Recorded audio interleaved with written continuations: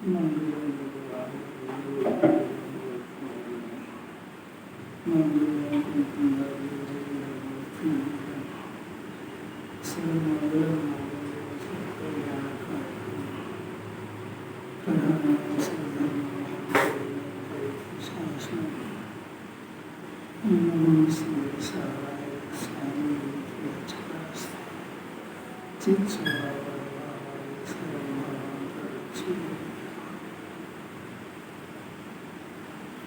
सार की महिमा अद्भुत, अचिंत्य और अलौकिक है। अहो, यह समय सार तो अशरीरी भाव बतलाने वाला शास्त्र है। इसके भाव समझने से अशरीरी सिद्ध पद की प्राप्ति होती है। पुण्य प्रभु की तो क्या है, परंतु अमृतचंद्र आचार्य देव ने भी टीका में आत्मा की अनुभूति के आधार गंभीर भाव होकर जगत पर महान उपकार किया है। चैतन्य के कपाट खुल दिए। कितनी महिमा है। समय सार नाम ही सुनते से जगत हिल जाएगा। समय सार हाथ में लिया, मैंने समझता काली स्वामी ने लिखा। सारा जगत समय सार की महिमा नंबर 1 अद्भुत है।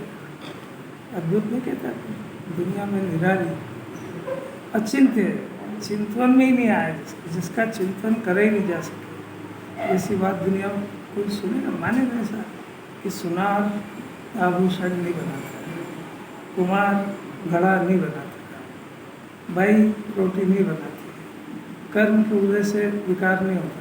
ये बात जगत में कहीं हो सकती है? अद्भुत है, अचिंतनीय है, कौन चिंतन करे इसका? अचिंत्य है और अलौकिक है, लोक में चलते ही नहीं ऐसी बात।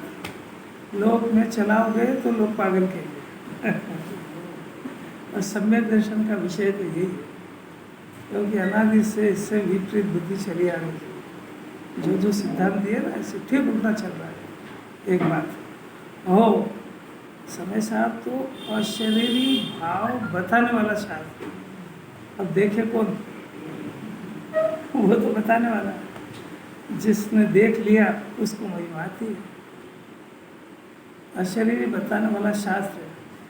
इसके भाव समझने से, शब्द देखो एक एक, उसको पढ़ने से नहीं, पढ़ना तो पहली प्रोसेस, अब पढ़ के छोड़ देता है। इसके भाव समझने से शर्त डाली, अशरीरी सिद्ध पद की प्राप्ति गारंटी से होती है। अच्छा, गारंटी दे रहे हैं।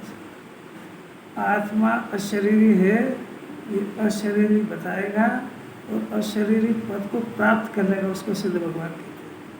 उसका निमित्त समय सार, निमित्त कुछ करता नहीं है, और निमित्त जब नाम पाए, जब ये अशरीरी आत्मा को देख लिया, देखेगा ही नहीं तो बनने के सपने तो रहने दो, सिद्ध पद की प्राप्ति होती है। अब कुंदाचार्य की तो क्या बात करें, उनकी महिमा तो क्या है। महावीर भगवान के बाद उनका नाम लिया जाता है मंगलाचरण में, मंगलम भगवान वीरो मंगलम कुंदा, उनकी तो क्या बात करें। और 1000 वर्ष बाद में अमृत चंद्राचार्य हुए, और उनका ज्ञान कितना पावरफुल था। अमृत चंद्राचार्य कुंदाचार्य ने सिमंदर भगवान के हृदय को प्रसव कर लिया, ही गए अंदर। क्या कहना जिनेन्द्र भगवान, वो जिनेन्द्र भगवान का विषय क्या है, दो बातें पकड़ ली उन्होंने। सिमंदर भगवान को क्या कहना है, वो उनका विषय क्या है। हर तीर्थंकर का विषय अपना त्रिकाली शुद्धात्मा, ये अमृत चंद्राचार्य कुंदाचार्य ने पकड़ लिया। 1000 वर्ष बाद अमृत चंद्राचार्य के हाथ में जब ग्रंथ आया, तो उन्होंने भी टीका में आत्मा की अनुभूति के अगाध गंभीर भाव, क्या अलौकिक भाव, ये शब्द नहीं पाता। आत्मा की अनुभूति, क्योंकि आत्मा अनुभूति का विषय है, भाषा का चर्चा का विषय नहीं है। अनुभूति गम्य है आत्मा, अनुभूति में परिचय होता है उसका, अनुभूति में उसका परिचय होता है, अनुभूति में आत्मा जानने में आता है। अनुभूति के बिना आत्मा जानने में नहीं आता है। आत्मा की बातें कर सकता है, आत्मा को जान नहीं सकता है। उसकी शर्त है कि अनुभूति में ही जानने वाला था। ये अमृत चंद्राचार्य ने 1000 वर्ष बाद कुंकुंदाचार्य के भाव को पकड़ लिया। ये जैन शासन है भाव पकड़ने का है, पकड़ लिया उन्होंने। वो फिर अगाध मंत्र लिखे, अरे ये चीज तो जब तक आत्मा की अनुभूति की शर्त नहीं डालेंगे तो पढ़ के संतोष होकर भ्रमित हो जाएगा। पढ़ना होती इंद्रिय ज्ञान, अज्ञान है वो, उसका भाव पकड़ ले, अनुभूति के अगाध गंभीर भाव खोल दिए, और खोल दिए और जगत के ऊपर महान उपकार किया। उपकार किसके ऊपर होता है? जिसको ये बात समझ में आ जाती है। तो बात समझ में किसको आई? तो आई गुरुदेव आई। क्या समझ में आई? क्या जो उपकार कुंकुंदाचार्य का अमृत चंद्राचार्य के ऊपर था, जो उपकार अमृत चंद्राचार्य का गुरुदेव के ऊपर हुआ, और वो बात अपन समझ जाए, इसलिए सारा जना कर, क्योंकि अमृत चंद्राचार्य के हृदय को गुरुदेव ने पी लिया। देवागम स्त्रोत है ना, देवागम स्त्रोत पढ़ा, देवागम स्त्रोत रत्नकरण शावकाचार्य के समन भद्राचार्य, उन्होंने लिखा है देवागम स्त्रोत। उसमें उन्होंने लिखा, हे परमात्मा, मैं आपका एक महामंडल, छवि, समोसरण ये देख के मैं आपकी पूजा नहीं करता, क्योंकि ये तो पुण्य के उदय की सामग्री है। ये तो आपका जो केवल ज्ञान है वो एक समय में 3 लोग 3 काल को प्रत्यक्ष ज्ञान लेता है। समझ में आ रही बात? अनंत तो आत्मा, तो अनंत तो पुद्गल, तो एक आत्मा और एक पुद्गल लेते हैं। एक आत्मा, उसके अनंत गुण, उसके अंदर होता उत्पाद वे धो, समझ में आया? और उसमें वर्तमान भूत भविष्य तीनों एक एक गुण के, ऐसे एक एक गुण के पुद्गल के, ऐसे अनंत पुद्गल और अनंत जीव, और वो केवल ज्ञान एक समय में सबको देख लेता है। मैं इसलिए आपका दासानुदास। अपन कल्पना करो, सर्वज्ञ की महिमा जब आए, जब उनका स्वरूप पता हो। इसलिए थोड़ी देर कोई देव और इंद्र और गंधर्व 9 घंटे हाथ जोड़ के खड़े हैं, ऐसा ध्यान हो सकता। जो सर्वज्ञ का विचार करे तो कर्ता बुद्धि रह नहीं सकती, गुंजाइश कहाँ उसको जाके करने की। तो सर्वज्ञ भगवान के पास 2 चीज़ें हैं, एक तो है पुण्य का उदय और एक है उनकी सर्वज्ञता, उनका ज्ञान। और जो समझदार होते हैं वो ज्ञान से प्रभावित होते हैं, तो बेचारे जो भोले लोग हैं वो पुण्य के उदय से प्रभावित होते हैं। ऐसा बड़ा समोसरण, देवध्वनि और बाजे और अमृत और 5000 धनुष ऊपर और बिना ऋतु के फल फूल और ये वो सब, जो सब समोसरण के वर्णन में पढ़ते हैं, पढ़ो। नहीं समझ आए तो रत्नकरण शावकाचार्य में समय तो इसका समोसरण का वर्णन है पूरा, 150 पेज है। जरा घर के काम से फुर्सत निकाल के पढ़ा भी करो। क्या आपने पहले ही तो बता दिया कि वो है और उससे ज्ञान नहीं होता है, कि तेरी बुद्धि खोटी है। तो जब टीवी बंद कर दे जब भी बात बोलना, और भी कथा बंद कर दे जब बोलना है। आई क्या समझ? ऐसा कैसे गुरुदेव के साथ? गुरुदेव की भी जब बात आई तो तीर्थंकर होने वाले हैं और ऐसा है, और उनके पास भाव शुद्ध ज्ञान है, उनका उदय बहुत है, और हजारों लोग सुनते हैं। तो कई जीव इस पुण्य के उदय से प्रभावित हुए, और एक बुद्धिमती वाला वर्ग था जिन्होंने उनकी इस तत्व को बात सुन करके प्रभावित तो 2 ही हुए। तो जिसने बुद्धि का उपयोग नहीं करा वो अंधविश्वास में चढ़ गया और वही करने लगा, और जिसने बुद्धि से पहचान करी उनकी, वो तो उनका दासानुदास हो गया, पी गया उनके विषय। जिन्हें भगवान की वाणी, कुंकुंदाचार्य का विषय, सिमंदर भगवान का विषय क्या था? तो वही शुद्धात्मा। उनकी वाणी और उनका विषय, गुरुदेव की भी वाणी और उनका विषय, इसको जो पकड़ लिया अल्पकाल में संसार सुविधा हो जाएगा। और जो खाली पुण्य के उदय से प्रभावित हुआ, हो गए जी, क्या करे बेचारा, बुद्धि नहीं चलती, हो गए, तो अंधविश्वास में खो जाएगा न संसार। दोनों चीज़ें अलग अलग है। वो बुद्धि से प्रभावित होने वाला उनकी बुद्धि को और उनके विषय को पकड़ता है, क्योंकि उनका जो विषय है वो हर एक के बस की बात नहीं समझ रहा। उनका सहारा लिए बगैर नहीं समझ पाएगा। ऐसी कोई अलौकिक बातें हैं, अगर अर्थ निकालना आना चाहिए उसका। क्या कहिए, देखो आचार्य देव की टीका में आत्मा की अनुभूति के अगाध गंभीर भाव खोल दिए उन्होंने। और खोल दिए जिसके ज्ञान में खुल गए वही तो अनुभव करेगा उनकी। लिख कौन रहा है? गुरुदेव लिख रहे हैं। गंभीर भाव खोलकर जगत पर, अब जगत की जगत जाने, जिसको समझ में आएगा उसके ऊपर उपकार है। गुरुदेव के ऊपर उपकार है। किसका? कि अमृत चंद्राचार्य कुलकुंडाचार्य। क्यों? क्योंकि उनने भाव पी लिया। और अपने ऊपर उपकार कब होएगा? जब ये समझ जाएगा बुद्धि से, उनके विषय, उनके पकड़े गए विषय को पकड़ करके बुद्धि से उस रहस्य को खोलने की कला सीख जाएगा, तो उपकार है उनका। चेतन के कपाट खोल दिए, उनके खुल गए। जिसके खोल दिए वो बोलेगा इसको, जिसके बंद है वो क्या बोलेगा? कैसी बात है? अरे अलौकिक है, लगती भी है कि नहीं, अपना कोई भ्रम भी लगता है कि नहीं, अपन उनकी बुद्धि से प्रभावित हुए कि पुण्य के उदय से, ये अपने अंदर अंदर देखना, बोलना मत किसी से। इसमें नो डाउट कि वो तीर्थंकर होंगे और नहीं होंगे, ये प्रश्न नहीं है। प्रकरण ये कि ये प्रभावित कैसे हुआ? पुण्य के उदय से कि उनके द्वारा किए गए तत्व के क्लेरिफिकेशन से।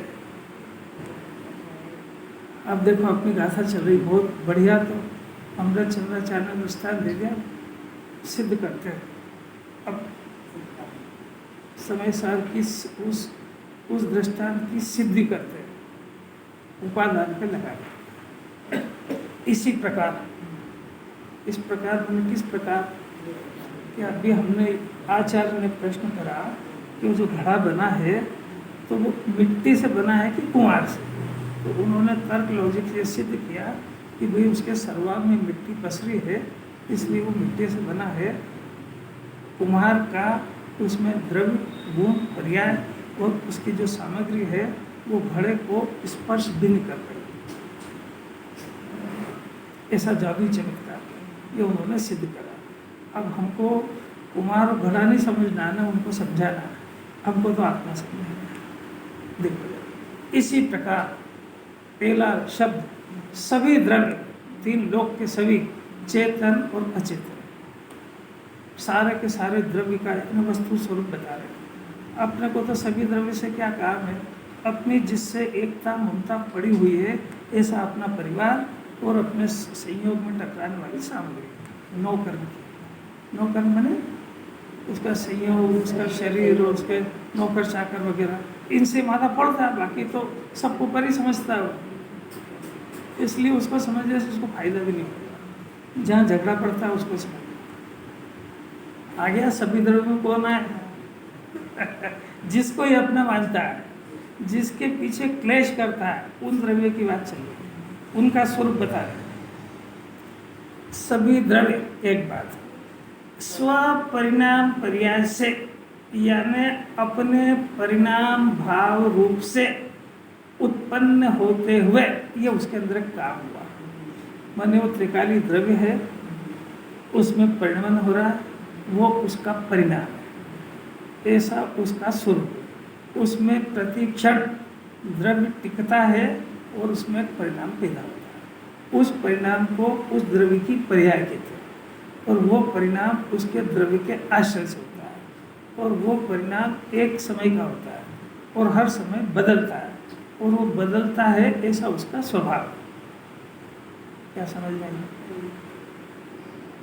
मिट्टी पड़ी हुई है, अब मिट्टी का स्वभाव, उसमें परिणमन होना है, उसको बदलना है, तो वो अपने परिणाम से घड़े रूप में कन्वर्ट हुई है। ऐसे ये जीव है, तो जीव के अंदर परिणाम उत्पन्न हुआ है, तो मिथ्यात्व का हो, राग द्वेष का हो, वितराग भाव, वो सब वो जीव का परिणाम। दो द्रव्य को भिन्न भिन्न छांटने की बहुत एटम बम गाथा है। इसके बाद भी अगर दो द्रव्य की कर्ता बुद्धि जीव नहीं तोड़ पाए, तो उसको समझना चाहिए कि मेरी स्थूल बुद्धि बहुत स्थूल है, वो जो जिनवाणी चाह रही वो अभ्यास नहीं कर पा रही है। इसके बाद रहना नहीं चाहिए वो जिंदा, और अगर जिंदा रह जाए तो पुनः पुनः इसी को घोटना। जब तक अभी दो द्रव्य की कर्ता बुद्धि नहीं टूटेगी, तो इसके अंदर द्रव्य पर्याय की कर्ता बुद्धि नहीं टूट पाएगी। तो ये अभ्यास समझ में आया। द्रव्य होता है ना, द्रव्य, तो उसमें एक त्रिकाली द्रव्य होता है और एक जो होता है क्षणवर्ती पर्याय, वो क्षणिक उपादान है ना, उसमें दो उपादान होते हैं, एक त्रिकाली उपादान और क्षणिक उपादान। त्रिकाली उपादान मिट्टी है और क्षणिक उपादान घड़ा है। समझ में आया? तो वो जो मिट्टी कुम्हार घड़ा बनाता है, तो उस कुम्हार के घड़ा बनाने के कर्तव्य को तोड़ने के लिए, ये दो द्रव्य है ना, कुम्हार द्रव्य अलग है और मिट्टी अलग है, तो उसके कर्तव्य के अभिमान को तोड़ने के लिए वो मिट्टी घड़ा बनाती है, ये आचार्य ने सिद्ध करा है। आइए इतनी बात समझ में आ गई। अब वो त्रिकाली उपादान और क्षणिक उपादान, इसमें भी वेद ज्ञान होता है कि त्रिकाली उपादान घड़े का कर्ता नहीं है। आई क्या समझ में आई? वो घड़ा जो बना है अपने क्षणिक उपादान से, तत्समय की योग्यता से बना है। यदि वो घड़ा मिट्टी से बने तो हमेशा ही घड़ा बनता रहना चाहिए, कोई दूसरी चीज नहीं बनेगी उसकी। आई क्या समझ में? अभी प्रकरण सिर्फ इतना है कि वो घड़े का कर्ता कुम्हार नहीं है। जितना समझा रहा उतनी समझना। मैंने अभी क्षणिक उपादान नहीं बता रहे, जबकि जब इसका भेद ज्ञान कराएंगे तो जब वो कुम्हार घड़ा नहीं बनाता ये समझ में नहीं आएगी, तो मिट्टी घड़ा नहीं बनाती ये बात कहाँ समझ में आएगी? आई क्या समझ में आई? सिद्धांत बताएंगे बिहार कि वो राग जो है वो परद्रव्य तो नहीं कराता है, पर ये आत्मा भी नहीं करता है, वो क्षणिक अपने क्षणिक उपादान से करता है। वो ये बात भी सिद्ध कराएंगे। तो क्षणिक उपादान अभी ले आएंगे तो सब गड़बड़ घोटाला हो जाएगा। अभी ये पहली स्टेज पार नहीं कर पा रहा है, ये अनंत बार ये अपना जीव द्रव्यलिंगी बन गया जंगल में। कुछ समझ में आ रही? आखिर आत्मा समझना है कि नहीं समझना? बाहर के पुण्य के उदय की तो जिनवाणी बात ही नहीं करती, सिर्फ ये आत्मा को समझने के लिए जो कषाय की मंदता जो होती है उसी में इंद्र चक्रवर्ती बन जाता है। क्या करे बाहर के पुण्य को? क्योंकि ये जो है स्वाध्याय परम तप, इसीलिए कहा कि इसको अपने उपयोग को बहुत सूक्ष्म करना पड़ेगा। वो सूक्ष्म जब भी हो सकता है जब कषायों से थोड़ा विरक्त हो, और वो जो पूजा पाठ में, वो स्तुति पढ़ने में और उपास में इतना उपयोग सूक्ष्म नहीं हो पाएगा, कि उससे बड़ा काम करवा रही जिनवाणी। इसको डर लगता है कि मैं उसको छोड़ दूंगा तो इसको छोड़ के वहाँ चला जाता है, और इसको छोड़ के जो पाप में चला जाता है उसके होनार की तो बात ही नहीं करता। अरे कोई स्टेज समझ में आ रही कि नहीं गिरने की? इसको छोड़ के और वहाँ स्थूल पुण्य में चला जाए, उसी को जिनवाणी मूर्ख कह रही है, तो इसको छोड़ के जो पाप में चला जाए उसका वो हमारे एजेंडे में ही नहीं है। वो उसकी होनार तो वो खुद ही समझ ले। अरे कुछ थोड़ी बहुत समझ में भी आ रही है कि नहीं? और कुछ अंतरंग चेंज होने की कोई संभावना है भी कि नहीं जन्म में? जिसको भाव का डर लग रहा हो तो हो, नहीं तो कोई बात नहीं है। सुनी अनसुनी तो अनंत बार करेंगे। ये कोई आज की आदत थोड़ी है कि माँ बाप की बात को सुनी अनसुनी करना। तो भगवान की करके आया सुनी अनसुनी, तो माँ बाप की कर ले, उसको क्या बुराई है? देखो क्या कह रहे हैं, स्वपरिणाम यानी अपना परिणाम, यानी हर एक द्रव्य का परिणाम अपना अपना, वो अपने उपादान से उत्पन्न होता है। और जब उत्पन्न होता है तो उस समय निमित्त भूत अन्य द्रव्य, वहाँ पे मिट्टी से जब घड़ा बना तो अन्य द्रव्य क्या था? कुम्हार। अब यहाँ भी अन्य द्रव्य जो है वो आचार्य यहाँ भी वही प्रश्न कर रहे हैं कि उस समय में एक निमित्त भी था। निमित्त दो होते, एक तो पूर्व कर्म का उदय और एक बहिरंग निमित्त बाहर का जो भी कुछ था, और इसको क्रोधमान माया लोक का या मिथ्यात्व का परिणाम हुआ। दो काम हुए, एक तो निमित्त अंतरंग बहिरंग दोनों, और एक इसमें जो हुआ परिणाम, और एक बहिरंग निमित्त, ये जितने सारे थे। तो जीव में हुआ परिणाम कौन सा हुआ? मिथ्यात्व का हुआ और 25 तरह की कषाय का हुआ। ये 2 काम हो गए। अब आचार्य यहाँ पे फिर से वही प्रश्न करते हैं कि ये जो तेरे हुआ है 25 तरह की कषाय और मिथ्या दर्शन, ये तूने अपने स्वभाव से करा है कि निमित्त से हुआ है? वो का वही प्रश्न है। देखो यहाँ जो लिखा है ना, मिट्टी घड़े से उत्पन्न हुई है कि कुमार से। यहाँ पूछ रहे हैं कि ये जो विकार हुआ है ये तूने तेरे से हुआ है तो निमित्तों से। निमित्त यानी दर्शन मोहिनी कर्म का उदय, चारित्र मोहिनी कर्म का उदय या बाहर की इतनी सारी साधना, इनको तूने अपना मान्य रूप एक काम करा है और कषाय रूप एक काम करा है। तो ये जो कार्य हुआ है ये उन्होंने कराया है कि तेरे स्वभाव से उत्पन्न हुआ।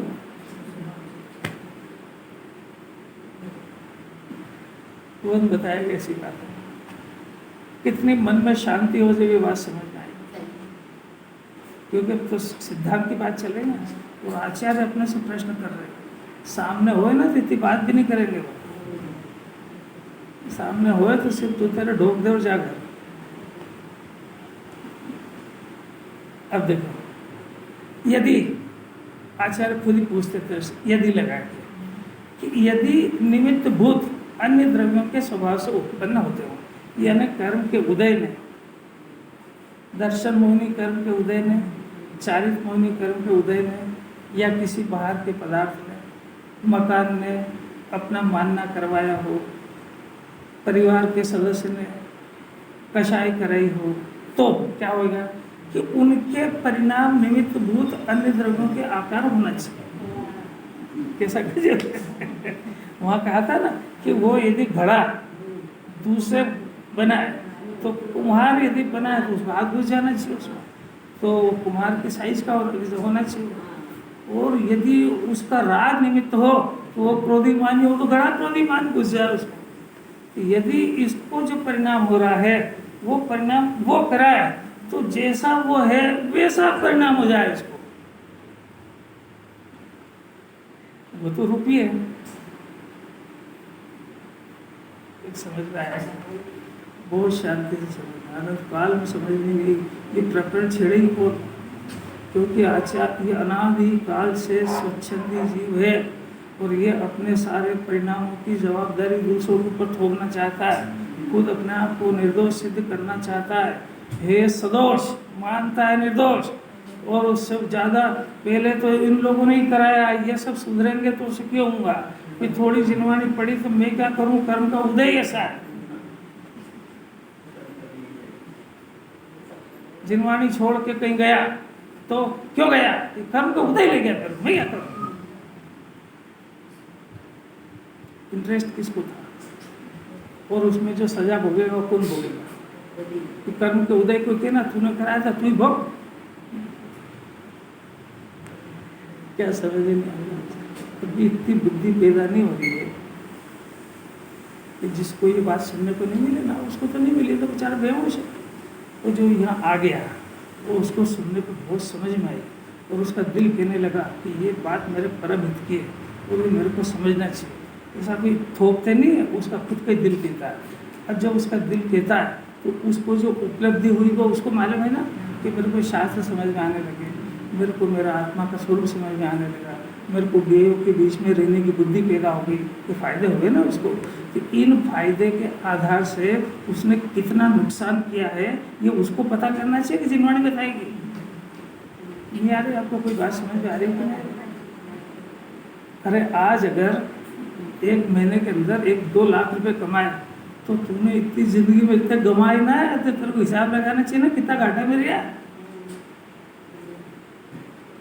कैसे समझाए इसको इसको जिनवाणी छोड़ने का कोई नुकसान होता, उसका दर्द ही नहीं है बिल्कुल, मतलब उसकी जो पात्रता ही नहीं है। 1 करोड़ रुपए खर्च कर रहे हो, 1 घंटे के 1 शब्द नहीं मिलेगा, क्योंकि दुनिया के अंदर नियम है, जितनी बातें चलती है चाहे वो धर्म के नाम पे, वो सब आत्मा को छोड़ के चलती है। धर्म के नाम पे आत्मा किससे स्टार्ट हो जाए तो गुरुदेव का भक्त हो जाएगा सुन के गदगद हो जाए इसका दिल। ओह मुझे तो इन बातों की खबर ही नहीं थी, मेरी इतनी बुद्धि नहीं कि मैंने कमाई से अपना नुकसान तो निकालूं कि मैंने इस जीवन में कितना खोया है। हिसाब लगा के देखना, खोया है कि पाया है। अब भी अगर इसकी आंखें खुल जाए तो बहुत सारा अवसर बनती है। ज्ञान कितना अलर्ट होकर सुनेगा अगर ये प्रॉफिट एंड लॉस लगा लेगा।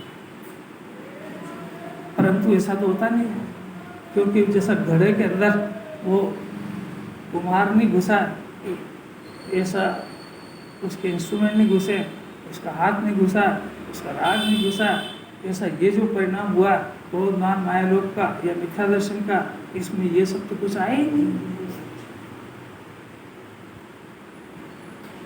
ऐसा तो होता ही नहीं। फिर से सिद्धांत देते, क्योंकि महा सिद्धांत है, सुप्रीम कोर्ट का फैसला है। सुप्रीम कोर्ट का भी फैसला तो क्या हो, ये वस्तु का स्वरूप है।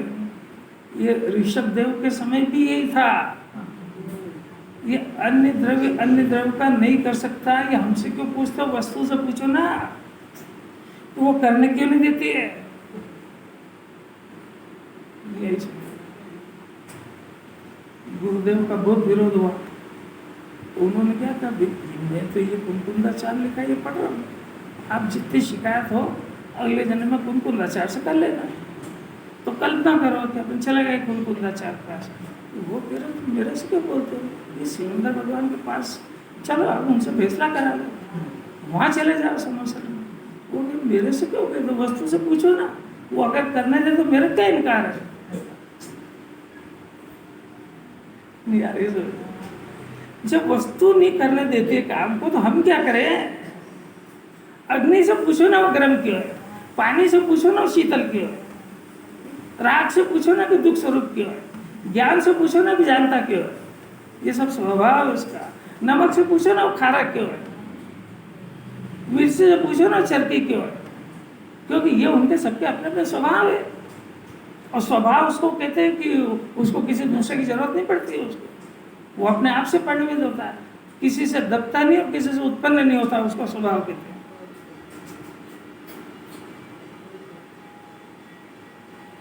अरे पसंद आ रही है नहीं आ रही है, मन बिल लग भी रहा है नहीं लग रहा है। कुंकुंदाचार में वहाँ तो क्या होता है, हॉस्पिटल के अंदर क्लोरोफॉर्म सूंघा के पेशेंट को बेहोश कर देते, वो फिर पेट फाड़ते। और कुंकुंदाचार ने ज्ञान नेत्र को खोला और अब सर्जरी कर रहे, खुले पेट यानी खुले आँख, कुंकुंदाचार सर्जरी कर रहे। अब पेशेंट टेबल छोड़ के भाग जाए तो वो क्या करे।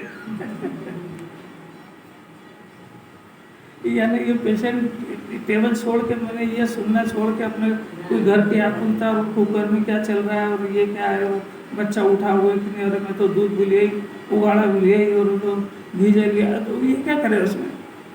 वो कीमती है कि ये कीमती है, अगर मरी जाएगा तेरा हाड़ खुल्ला है यार। देखो, अन्य द्रव्य के स्वभाव से किसी द्रव्य के परिणाम का उत्पाद नहीं दिखाई देता।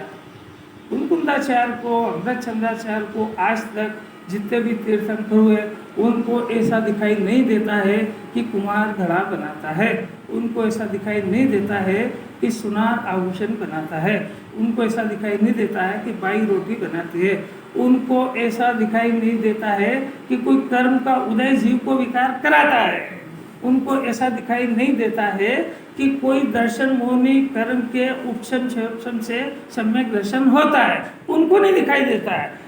यद्यपि सब सम्यक दर्शन होता है तो दर्शन मोहनी कर्म का उपशम होता है, पर दर्शन मोहनी के उपशम से सम्यक दर्शन नहीं होता है, उनको तो नहीं दिखता है।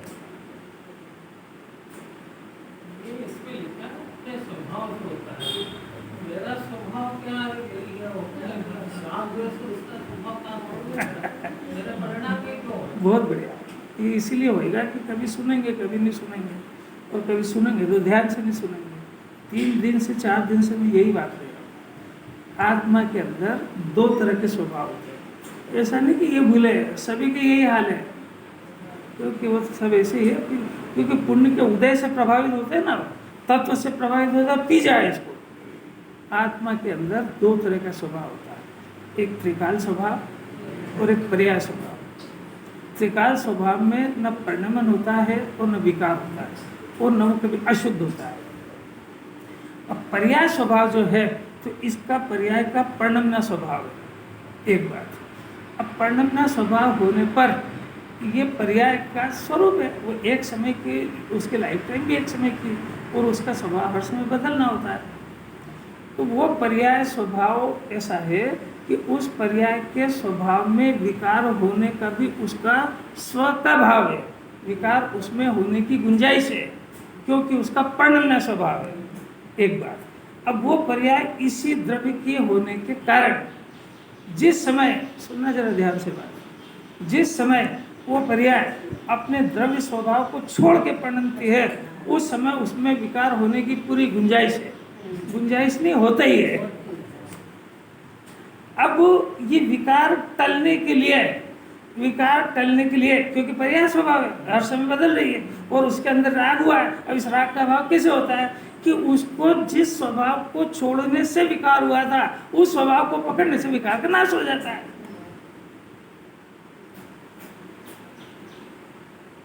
कुछ आया कैसे? प्रश्न तो उसी को होगा जो समझने का प्रयत्न करेगा, जो समझने का नहीं करेगा तो खाली गर्दन हिलाएगा। हाँ जो कह रहे हो आप सब सही है, तो क्या है, कार्य उपादान से होता है मंजूर है, और क्या कहना आपको, पर कैसे होता है? इन निमित्तों का क्या होगा? ये निमित्त अकर्ता रूप में रहेंगे। निमित्त को अकर्ता मानना ही निमित्त को मानना है। जिसने निमित्त को कर्ता मान लिया, उसने तो उपादान का नाश कर दिया उसने। गुरुदेव ने ही निमित्त को जिंदा रखा है। जो आरोप लगाते हैं कि गुरुदेव निमित्त को नहीं मानते, वो नहीं मानते निमित्त को तो, क्योंकि तुम निमित्त को तो उपादान मानते हो, तो निमित्त को माना का? निमित्त को अकर्ता मानना ही निमित्त का मानना है। व्यवहार से कुछ नहीं होता है, और ये व्यवहार खाली उस परिस्थिति का निरूपण कर रहा है, इसका मानना ही व्यवहार का मानना है। तुम तो व्यवहार को निश्चय मानते हो, तो तुमने तो निश्चय का भी नाश कर दिया और व्यवहार का भी कर दिया। इसलिए उनकी महिमा है। किसी को ना निश्चय का पता है, ना व्यवहार का, ना निमित्त का पता है, ना उपादान का। क्रमबद्ध पर्याय तो कोई मान ही नहीं सकता है, क्योंकि उत्पाद वे ध्रुव, उसको माने बगैर क्रमबद्ध पर्याय आ ही नहीं सकते। समझ में आया? 5 सिद्धांत है जैन दर्शन के प्राण है: निश्चय, व्यवहार, निमित्त, उपादान और क्रमबद्ध पर्याय। एक समझ में आ जाए, एक गारंटी है आत्मा की अनुभूति होने की। जिसको उत्पाद वे ध्रुव समझ में आ जाए, अज्ञाल जो कहा आत्मा, उसके अनंत गुण, उसमें उत्पाद वे ध्रुव हो रहा है, उसमें तीनों काल का ऐसा एक आत्मा नहीं, अनंत सब आत्मा। वैसे पुद्गल का, अरे पुद्गल में भी उत्पाद वे ध्रुव होता है, और उत्पाद वे ध्रुव होता है, ध्रुव कायम रहता है, और उत्पाद वे जो अभी उत्पाद वे अनंत काल में बात क्या होगा ऐसा जाने, उसको सर्वज्ञ कहते हैं। तभी तो चेतन तो चेतन, महावीर भगवान का जीव इतने समय बाद तीर्थंकर बने, कितना काल चला गया, पुद्गल परावर्तन अर्ध इतना ही चला गया, उसके बाद वो तीर्थंकर बनेंगे। अब वो बनेंगे, वो डेट नक्की नहीं होती तो कैसे जानते हैं? अरे अपन कहीं जा रहे हैं तो नक्की होगा तभी तो जानेगा। तो ट्रेन कब आएगी? आ जाएगी जब आने का काल होगा उसकी योग्यता से, तो फिर तो सर्वज्ञ का आएगा नहीं। समझ, द्वारिका 12 वर्ष बाद चलेगी, तो आपने आज कैसे घोषणा करी कि उसके पुद्गल परमाणु के उत्पाद व्यय उस बार उस समय होएगा? कौन जलाएगा? कि वो अपनी योग्यता से जलेगी और निमित्तीय होएगा। कब बोल रहे हैं? 12 साल पहले। तो वो डेट नक्की नहीं होगी तो बोलेंगे कैसे? तो खाली नेमिनाथ जानते हैं कि अनंत सर्वज्ञ जानते हैं? तो उनने देखा इसलिए जलेगी कि जलेगी इसलिए देखा उनने? नहीं आया सुना कोई वस्तु उनके केवल ज्ञान की पराधीन है क्या? इस जीव को जिसकी चिंता हो रही है, इसके बच्चों की और इसके शरीर की, वो केवली ने देखा वैसा होगा कि इसकी चिंता जो होएगा? और उनने देखा कि आत्मा में कर्म का उदय आते ही नहीं, ये रोए ही करें, जैसा कर्म करा वैसा तो भोगना ही पड़ेगा। अब तूने क्या सुना फिर?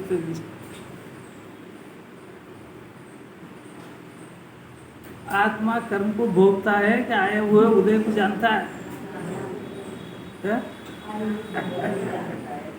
तो जानता है कि उसमें कह रहा है भोग रहा हूँ, हाँ भोग रहा है। जानता है इतनी सी गलती है कि मैं इसको जान रहा हूँ, ये गलती है, जबकि वो उसको नहीं जानता, अपने आत्मा को जानता है। उस उदय को भिन्न जानना था, अपने में जानने की इतनी सी गलती है बस। न्याय से वो उदय आया था वो इससे भिन्न था कि इसे अंदर घुस गया था। तो भिन्न देख ले तो क्या नहीं हो जाएगा। और मैं भोग रहा हूँ तो मरेगा, भटकेगा अनंत काल। अरे सरल लग रही, कठिन लग रही है, उतरना तो बहुत ताकत है, बहुत ताकत है उतरना। अभी अपना ज्ञान इस बात से सहमत हो जाए, वही बहुत बड़ी ताकत है। और महापुण्य का उदय हो जब ये चर्चा सुनने को मिलती है, कौन बताएगा, कौन बताएगा दुनिया के अंदर। कुम्हार का ज्ञान, सोनी का ज्ञान, बाई का ज्ञान उस राग को स्पर्श नहीं करता, रोटी बनाने वाले राग को, घड़े बनाने वाले राग, और उसका राग इन हाथों को स्पर्श नहीं करता है। और ये हाथ, वो औजार, इंस्ट्रूमेंट्स, उनको स्पर्श नहीं करते हैं, और घड़ा बनता है। कौन बताएगा इस जीव को? ये जीव के अंदर जो ज्ञान उत्पन्न हो रहा है, ये जो राग भी उत्पन्न हो रहा है, ज्ञान राग को स्पर्श नहीं करता है। राग से बंधने वाले कर्म को ज्ञान स्पर्श नहीं करता है। आत्मा कर्म को बांधता ही नहीं है कभी भी। ऐसा पूरा करना नहीं, योग का क्या होगा कि तू पहले पढ़ना सीख, वो सब व्यवहार नहीं का विषय। आत्मा के स्वभाव और स्वरूप के पास जाकर के देख कि वो कर्म जो है वो पुद्गल का परमाणु और जीव ज्ञान आनंद से बना हुआ अरूपी अमूर्तिक परम पवित्र पदार्थ, और कर्म के उदय को, कर्म वर्ण को बांधता छूता होता नहीं। तो राग ही को नहीं छूता, तो राग से बनने वाले कर्म की तो कथा कहाँ है। अरे अमृत भरी बातें हैं, एक एक बात समझ में आती जाए और आत्मा की महिमा चढ़ती जाए, फिर उसके बाद सुनाने वाले का उपकार है। जब सविकल्प में आए तब, इस बीच में याद कर लेगा तो ये चूक जाएगा, फिर वहीं चला जाएगा। परीक्षा के काल में प्रोफेसर को याद कर लिया, फेल हो जाएगा। वहाँ सिर्फ जो पढ़ाई करी है वो उत्तर लिख, बस तो पास हो जाएगा। कैसी अपूर्व बात है, सुनने से मन तो नहीं भरे, ऐसी है। परंतु कर्म का उदय भी तो लेके बैठा है ना, और इसके अंदर ज्ञान के अंदर जानने का कार्य पूरा हो गया, तो अपन भी क्या करें। चलेंगे।